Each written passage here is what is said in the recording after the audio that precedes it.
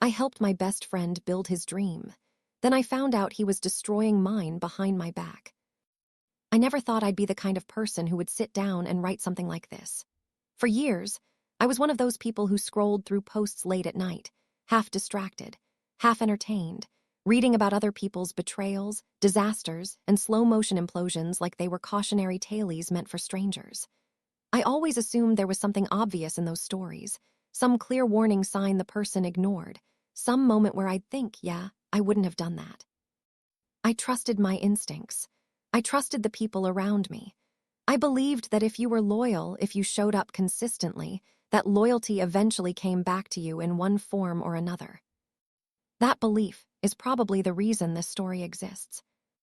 I met Evan in my early 20s, during a stretch of life that felt endless and temporary at the same time. We were both stuck in jobs that drained us in different ways but led to the same result: exhaustion, frustration, and this quiet fear that maybe this was it. I was working overnight shifts at a warehouse, the kind of place where time loses all meaning.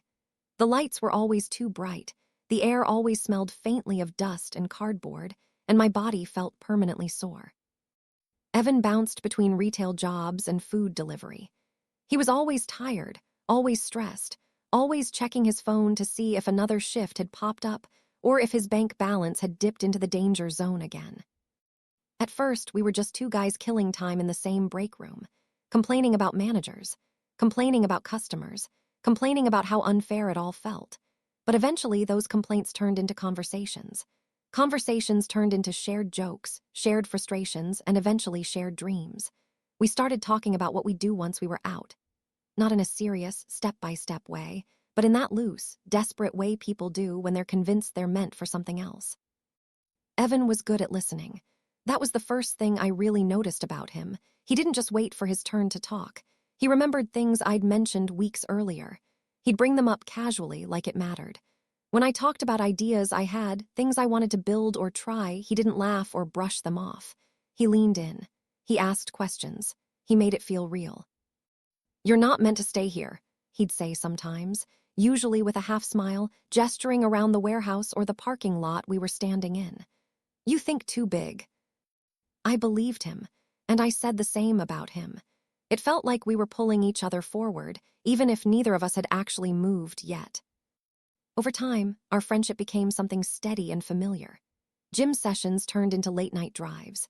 Late-night drives turned into sitting in parked cars for hours, talking about life while the engine cooled. We helped each other move apartments. We loaned each other money without writing it down. When his car broke down, I covered the repair without thinking twice. When his roommate kicked him out after a blow-up I never fully understood, Evan slept on my couch for weeks.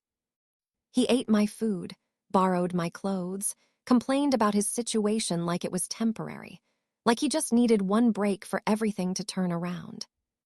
My girlfriend at the time used to joke that Evan was basically my second relationship. I laughed it off. It didn't bother me. It felt harmless. He was my friend, my brother. That's what we called each other. And I meant it. A few years into that friendship, something finally changed for me. I'd been working on a side project quietly, mostly late at night after my shifts, mostly out of frustration and stubbornness. At first, it was just a way to feel like I was building something that belonged to me. Then it started making money. Not a lot at first, just enough to notice. Then it became consistent. Then it became enough that I started doing math in my head during shifts, wondering how long it would take before I could finally walk away. I didn't tell many people. Part of me was afraid of jinxing it. Part of me didn't want the questions, the skepticism, the unsolicited advice. But I told Evan. I told him everything. The idea, the process, the mistakes I'd already made, the things I still wasn't sure about. I even showed him numbers, something I almost never did with anyone. He was genuinely excited, or at least it felt genuine. He told me this was it, that this was my way out. He said he was proud of me. Eventually, he offered to help. Not formally. No contracts, no titles, just helping, answering emails when I was overwhelmed, giving opinions, handling small tasks I didn't have time or energy for after long shifts. And because I trusted him completely, I gave him access to things I shouldn't have. At the time, it didn't feel reckless.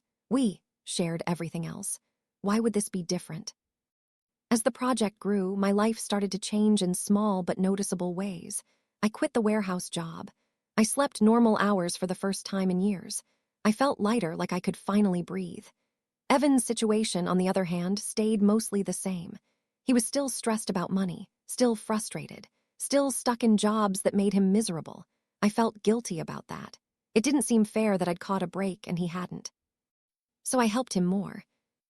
I paid him for his help, sometimes more than the work really justified. I covered his rent once when he was short, then again a few months later. I told myself it was temporary. I told myself that once things stabilized, we'd both be doing better. He thanked me. He told me he'd never forget it. The first signs that something was off were so small I ignored them without a second thought. Evan started making comments about how much he contributed, usually when other people were around. Things like, "People don't realize how much goes on behind the scenes," or, "If it wasn't for me, this would have taken way longer." I brushed it off.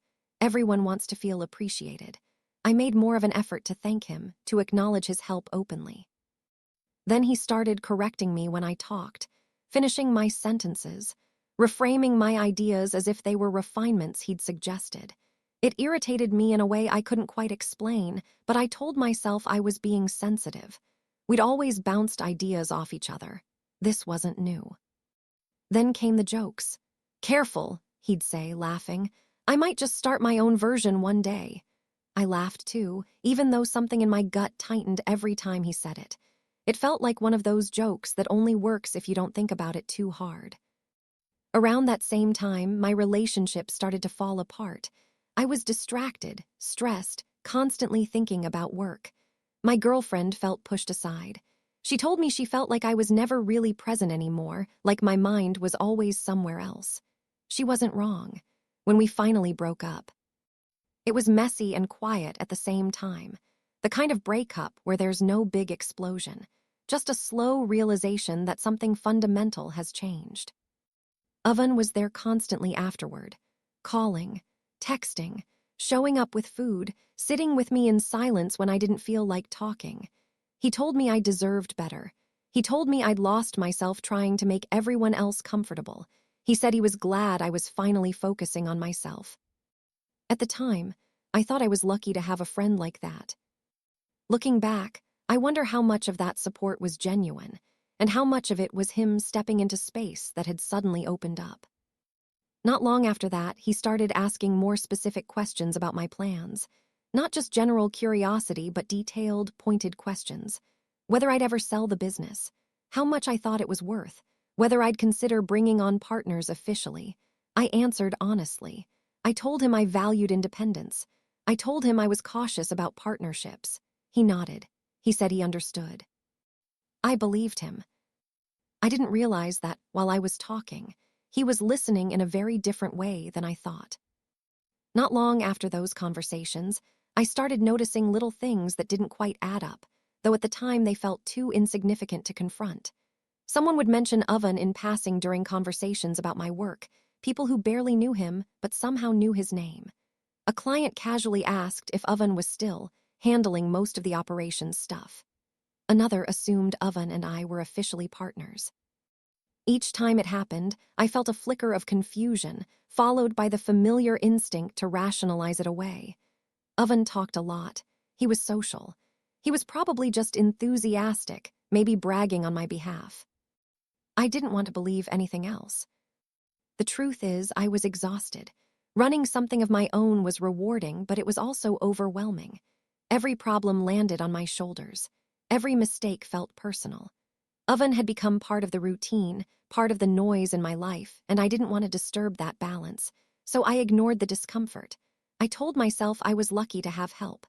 I told myself I was reading too much into things. The first real jolt came in the form of an email I wasn't supposed to see. One of my clients forwarded a message chain by accident while replying to me. At first, I barely glanced at it. I assumed it was just scheduling details or something minor. Then I saw Oven's name in the thread. I scrolled up. The email was written confidently, almost casually. Oven referred to my business as our operation. He spoke about timelines, pricing adjustments, and future plans as if they were already agreed upon. He promised deliverables I hadn't approved. He reassured the client that certain changes were already being implemented. I stared at the screen for a long time, my stomach slowly tightening.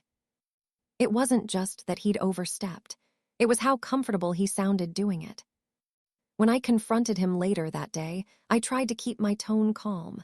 I told him what I'd seen. I asked him why he was speaking on my behalf without checking with me first. He laughed, genuinely amused, like I'd accused him of something trivial. "Dude, relax," he said. "It's just wording. I'm helping you. You'd be buried in emails without me." I wanted to push harder. I wanted to ask why he'd called it our operation. I wanted to tell him it made me uncomfortable. Instead, I nodded. I told him to just be more careful in the future. He promised he would. And again, I believed him. After that, things started shifting in ways I couldn't ignore anymore. Clients became harder to reach. Conversations felt colder. A few deals that seemed locked suddenly fell apart with vague explanations. People told me they were reconsidering priorities or exploring other options. At first, I assumed it was normal fluctuation. Business isn't stable, I reminded myself. Not everything works out. At the same time, Oven became harder to reach. Messages that used to get quick replies now took hours, sometimes days. He canceled plans more often. When I asked what he was up to, he always had an answer ready. Meetings, projects, opportunities he was not ready to talk about yet. There was a distance growing between us, subtle but undeniable. And with that distance came anxiety. I started second-guessing myself constantly. I reread emails before sending them. I replayed conversations in my head. I wondered if I was being paranoid, if stress was making me see threats where none existed. Then one afternoon, I got a message that made my hands shake. It was from someone I barely knew, a mutual acquaintance I'd met a few times through work. The message was casual, almost cheerful. "Hey man, congrats on the new competition. Looks solid." I stared at the screen, confused, then replied asking what he meant. He sent me a link. The moment the page loaded, I felt like the air had been punched out of my chest. It was Oven's business. Same industry, same target audience, same tone, same structure. The language felt familiar in a way that made my skin crawl. Sections of the site mirrored my own phrasing almost word for word, just tweaked enough to avoid being obvious. The pricing was slightly lower, just enough to be competitive, just enough to pull people away. I scrolled through the site in silence, my heart pounding. Every page felt like a violation. Ideas I remembered talking through late at night. Strategies I'd debated out loud. Mistakes I'd made and corrected. All of it was there, rearranged and repackaged. I called him immediately. No answer. I texted him, nothing. I waited, packing my apartment, checking my phone every few minutes like that would somehow make him respond faster. Hours passed. When he finally replied, it wasn't an apology. It wasn't even defensive. "Yeah, I was gonna tell you," he wrote.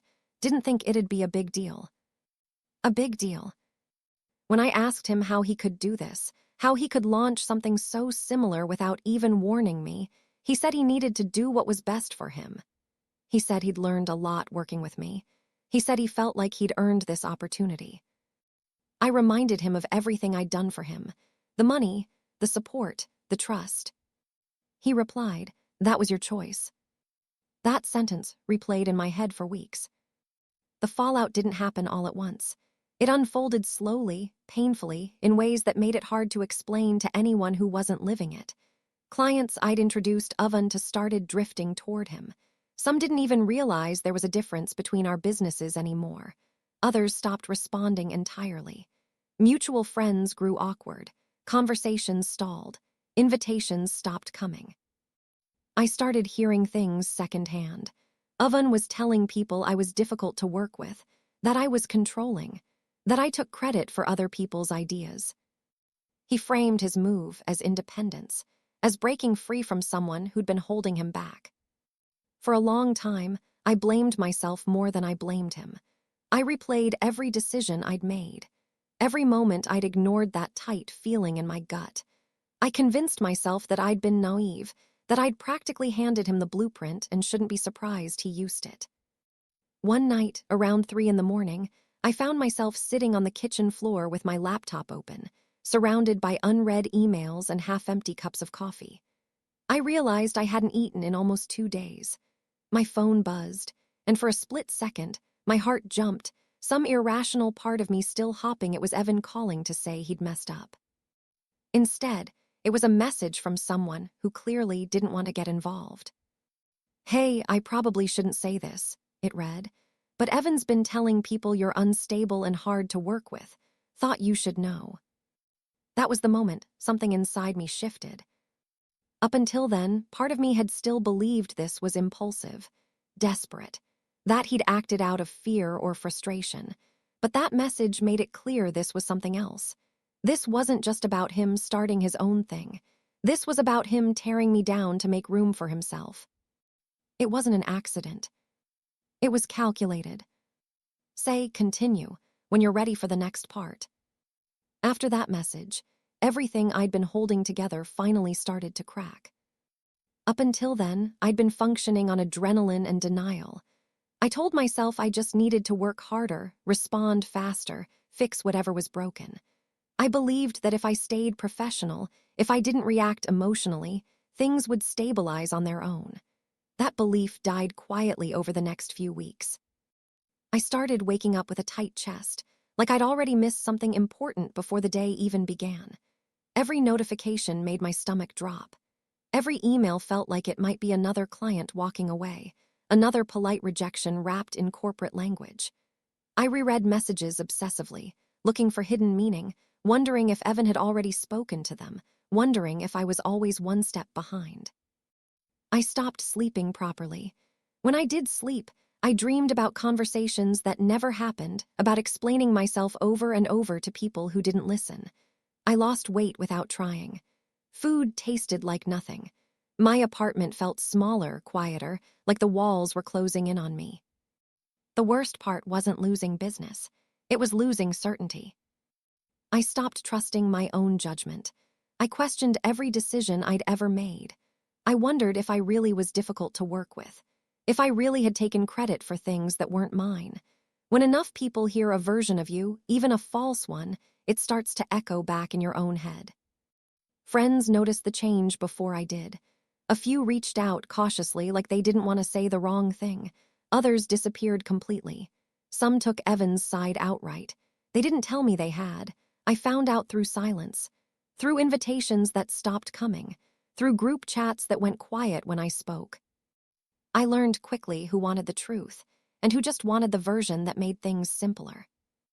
There were days I considered quitting entirely, selling what was left, walking away, starting over somewhere else under a different name. The idea of disappearing was tempting. No explanations, no defense, just peace. But something stubborn kept me going. Maybe it was anger. Maybe it was pride. Or maybe it was the quiet realization that if I walked away now, the story Evan was telling would be the only one that survived. So I stayed. I rebuilt slowly, deliberately. I cut access. I changed systems. I stopped sharing ideas casually. I learned how to say no without apologizing. I rewrote contracts. I tightened boundaries so much that sometimes even I felt boxed in by them. It was lonely work. There was no excitement in it, no validation, just discipline and repetition. Over time, the noise softened. Clients who stayed proved themselves. New ones came in without knowing the history. The constant anxiety dulled into something manageable. I started sleeping again. I started eating again. I caught myself laughing at stupid things, genuinely laughing, and realized how long it had been since that felt normal. Without Evan around, things ran differently. Quieter. Cleaner. There were fewer rushed decisions, fewer emotional reactions. I realized how much chaos I'd accepted simply because I trusted him. How often I'd ignored discomfort to preserve familiarity. That realization hurt almost as much as the betrayal itself. About a year later, I ran into him by accident. Same grocery store, same frozen food aisle, For a moment, neither of us spoke. He looked thinner, more tired, like life had finally caught up to him. When he smiled, it felt forced, like muscle memory. "Hey," he said, like we'd just gone a week without talking instead of a year. I nodded. That was all I could manage. He asked how I'd been. I gave vague answers. He told me business was harder than he expected, that things were complicated. He didn't apologize. He didn't explain. At one point, he said something that stuck with me. "I guess we both did what we had to do." I didn't argue. I didn't correct him. Some people need that version of events to live with themselves. Taking it away wouldn't have given me anything back. When we parted ways, I felt nothing dramatic. No anger, no satisfaction, just distance. I don't hate him anymore. Hate takes energy, and for a long time, I needed all of mine just to stay upright. What I feel now is something quieter, something colder. Understanding. I understand how envy grows when you feed it comparison. I understand how resentment disguises itself as justification. I understand how people convince themselves they're owed things they never earned. And I understand now that loyalty isn't proven when life is hard. It's proven when things start going well, when there's something to gain. If there's anything I've learned from all of this, it's that history doesn't equal trust. Time doesn't equal loyalty. Shared struggle doesn't guarantee shared values. Some people don't want to build with you. They want proximity, access, information. And when the opportunity comes, they'll use it. Pay attention to how people react to your boundaries. Pay attention to who celebrates your wins without inserting themselves into the story. Pay attention to who feels entitled to your success just because they were around while you struggled. Not everyone walking beside you is walking in the same direction. And sometimes the person calling you family isn't standing with you at all. They're just waiting for the moment they can step into your place.